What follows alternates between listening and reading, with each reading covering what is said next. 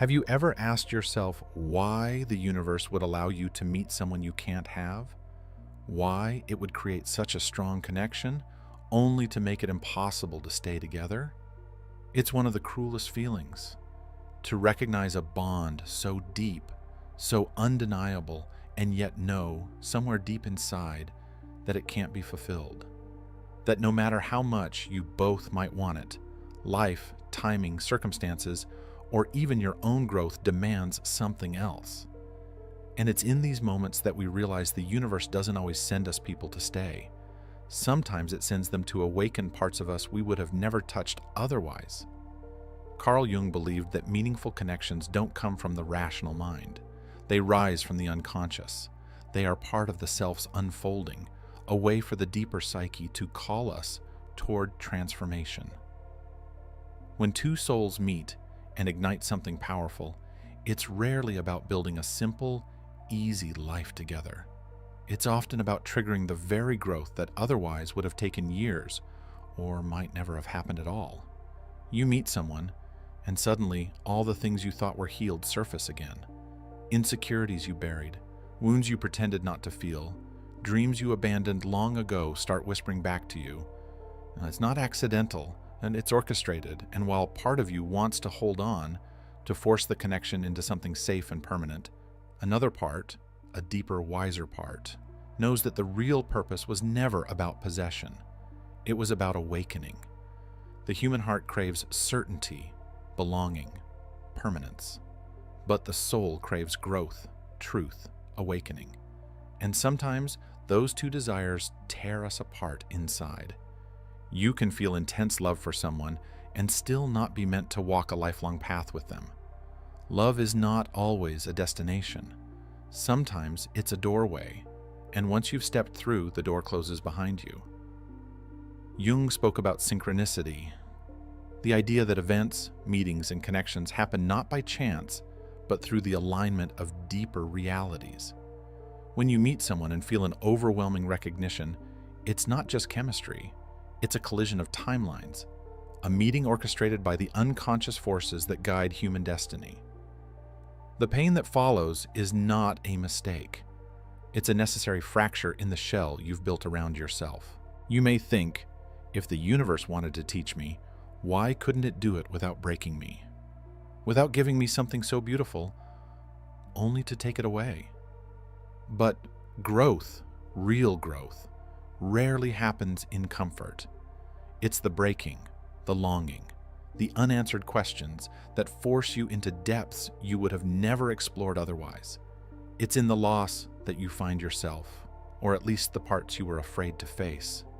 The universe doesn't operate by human standards of fairness. It doesn't prioritize comfort over transformation. It moves in patterns of expansion, in waves of awakening. And sometimes, the price of awakening is the loss of what you most deeply wanted. The person you can't forget was not a punishment. They were a mirror, a catalyst, a messenger carrying a piece of your own soul's forgotten story. You needed to meet them. You needed to love them. You needed to lose them. Because through that process, you would remember something essential about who you are. Something that no amount of comfort, no amount of easy love could have ever revealed to you. When you can't forget someone, it's because they touched the parts of you that are still unfinished. They stirred what was dormant. They pulled you toward the life you were meant to awaken into, not because they were supposed to walk beside you, but because they were meant to open the door you were too afraid to approach alone. It hurts, it confuses, it feels unjust. But when you look deeper, when you stop asking, why did they leave, and start asking, what did they awaken in me, that's when the true meaning begins to emerge. Maybe they awakened your ability to feel again after you shut yourself down for years. Maybe they showed you the patterns you needed to break, the self-sabotage, the fear, the self-betrayal. Maybe they cracked open the wall you built around your heart, reminding you that vulnerability is not weakness, but life itself. Jung said that the meeting of two personalities is like the contact of two chemical substances. If there is any reaction, both are transformed. You met them and you changed. They touched your chemistry, not just your emotions. And that change was the real purpose.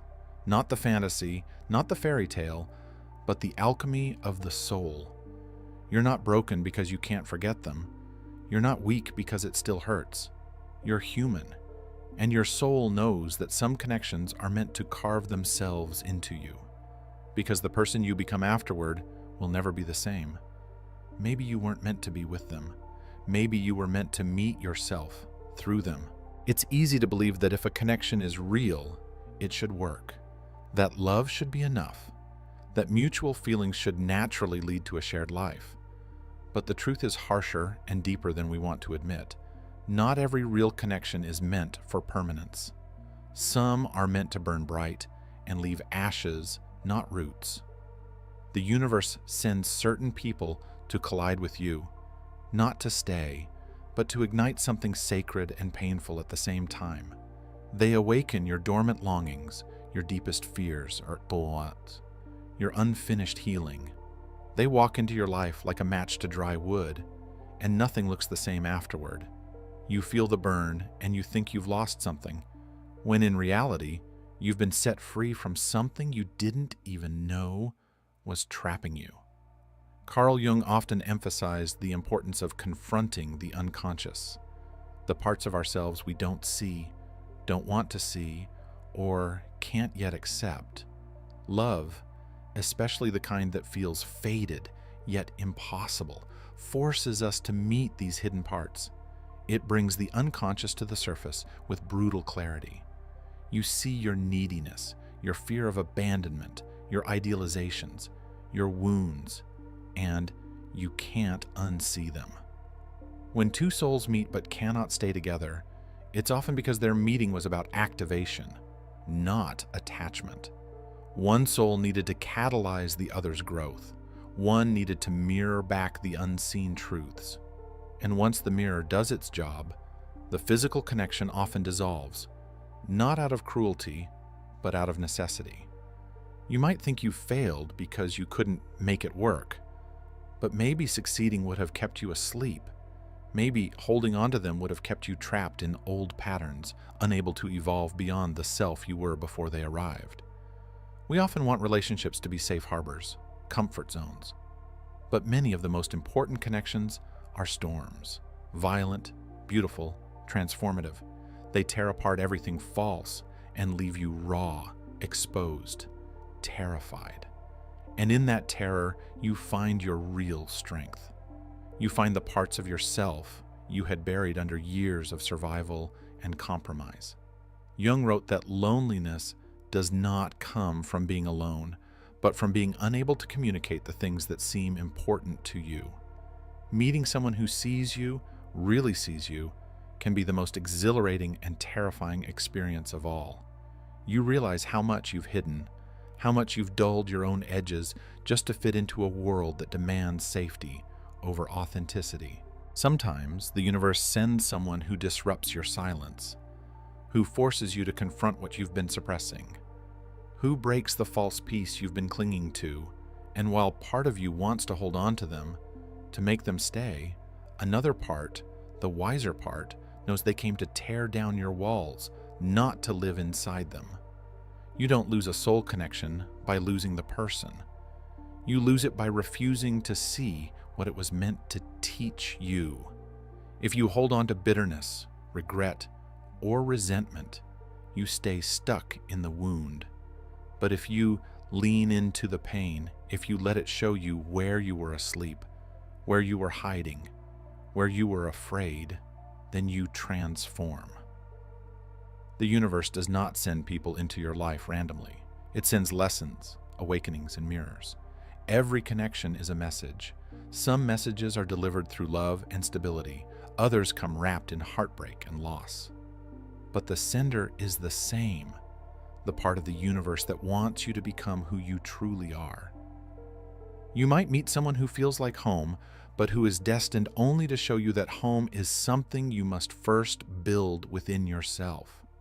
You might love someone deeply, only to realize that real love sometimes means letting go. Not because the love was false, but because holding on would betray your own becoming. Pain is not always punishment. Sometimes pain is the crack where the light gets in.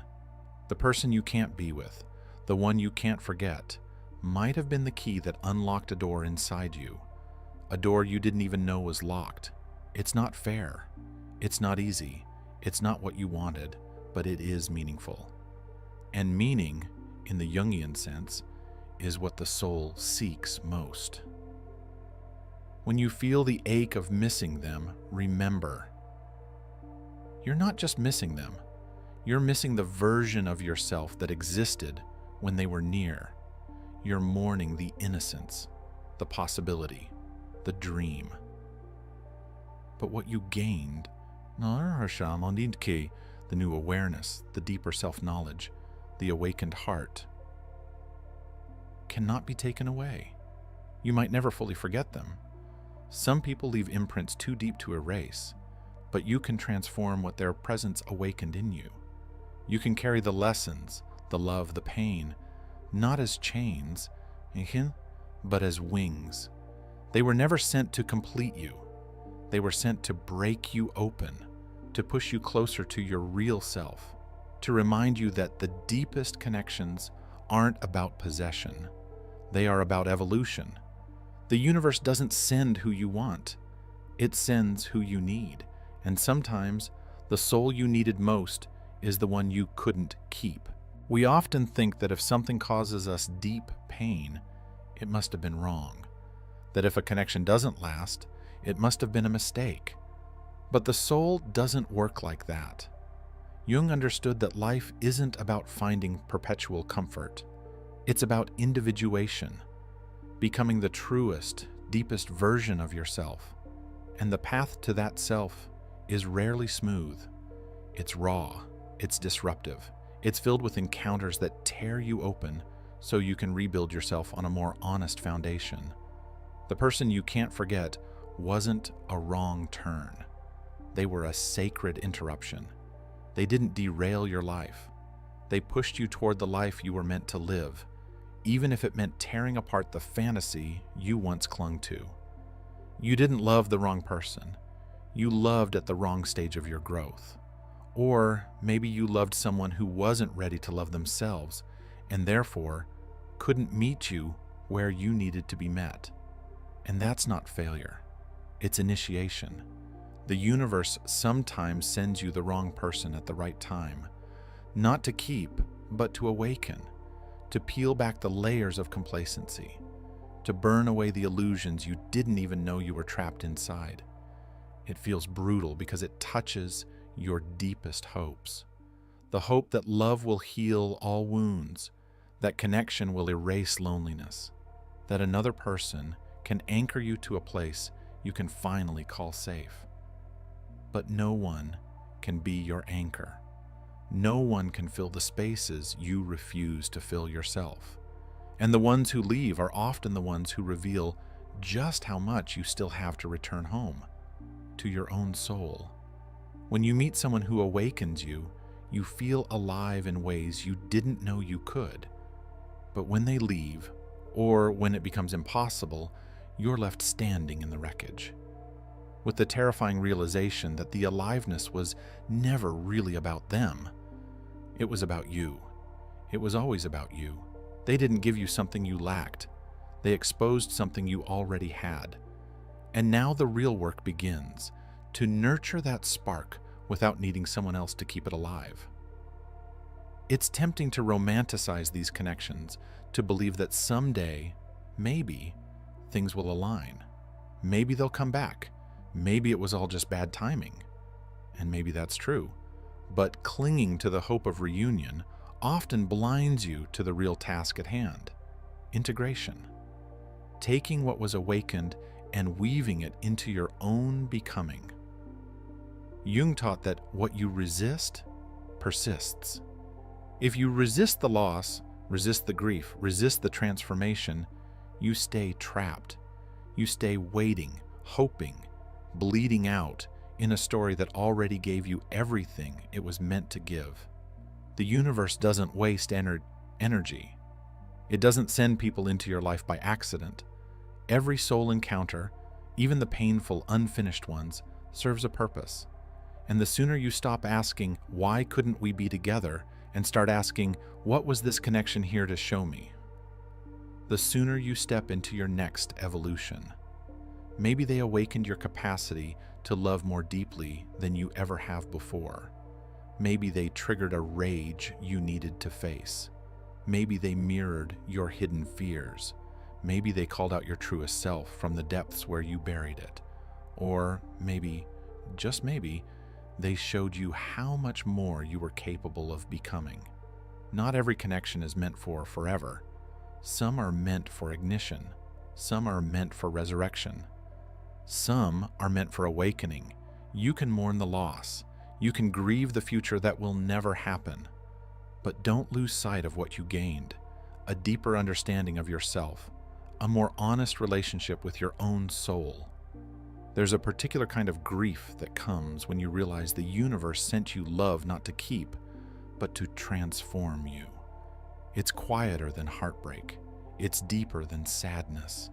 It's the mourning of an old self, of an old way of seeing the world. And yet, beneath that grief, there is gratitude. Gratitude for having felt something real. Gratitude for having loved courageously. Gratitude for having been cracked open wide enough to let new light in.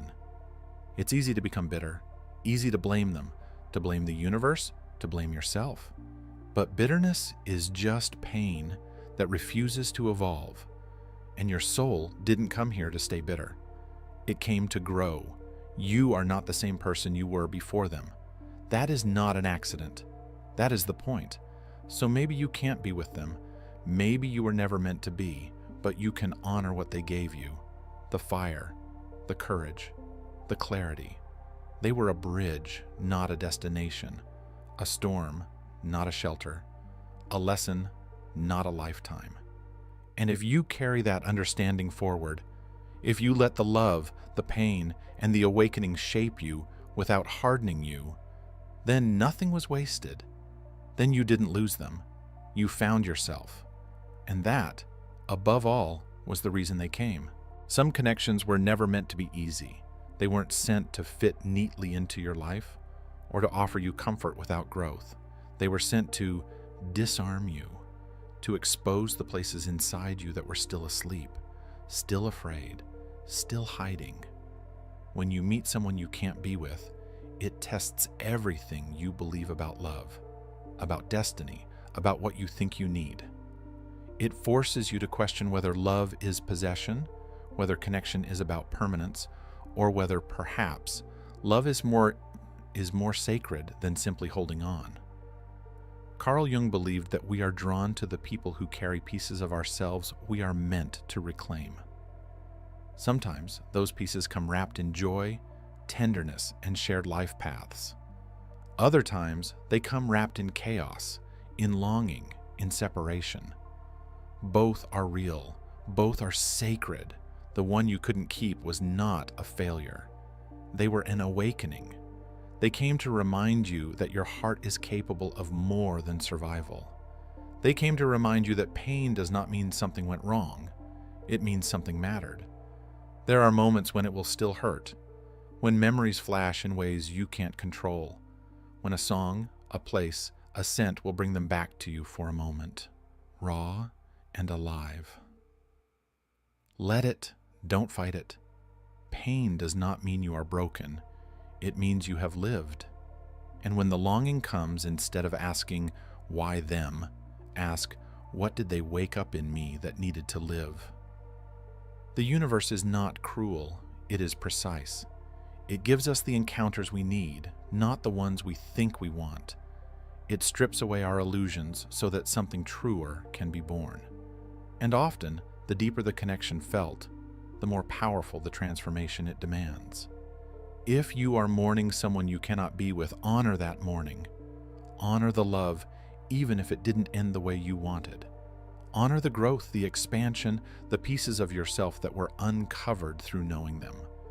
And then, slowly, without rushing, start to build a life that honors what they awakened. Not a life built around the loss, but around the aliveness they uncovered in you. Because the real tragedy would not be losing them. It would be losing the person you were becoming because of them. You carry the lesson. You carry the fire. You carry the love. They were a chapter, not the whole book. And sometimes the most beautiful chapters are the ones we can never revisit, only remember with quiet gratitude. Thank you for being here, for choosing to walk through the uncomfortable places inside yourself, for facing the questions that have no easy answers. If this message resonated with you, if you've ever felt the bittersweet weight of a connection you couldn't hold on to, you're not alone. I invite you to share your story in the comments below. Sometimes just putting it into words can bring a kind of healing. If you found something meaningful in this video, consider leaving a like. It helps these messages reach others who might be walking through the same invisible journey. And if you'd like to continue exploring these deeper paths of growth, transformation, and soul awakening, feel free to subscribe. There are more stories to uncover, more truths to remember, and maybe, just maybe, more awakenings waiting in places we least expect.